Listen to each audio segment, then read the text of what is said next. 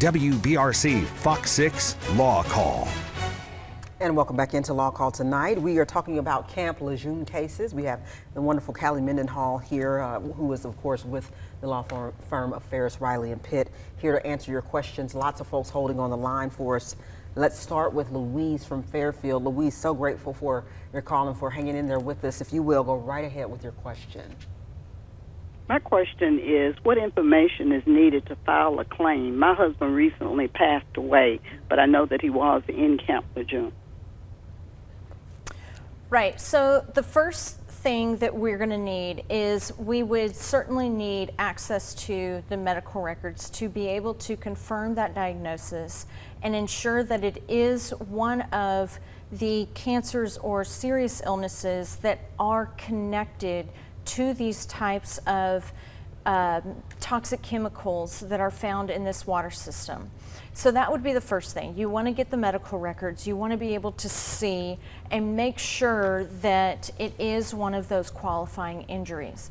If it is, then the government, through this recently passed act, has set up a system where you would then file a claim administratively to the U.S. Department of Navy.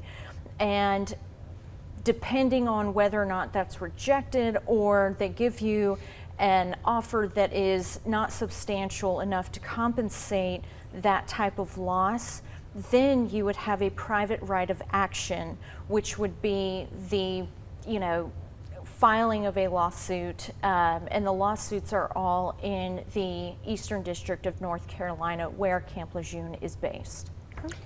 And one question that I think someone, maybe you asked it, Melanie, was, okay, so do you need, and explain why, do you have to have a North Carolina lawyer to do that, or can an Alabama lawyer do that for residents of Alabama or anywhere else?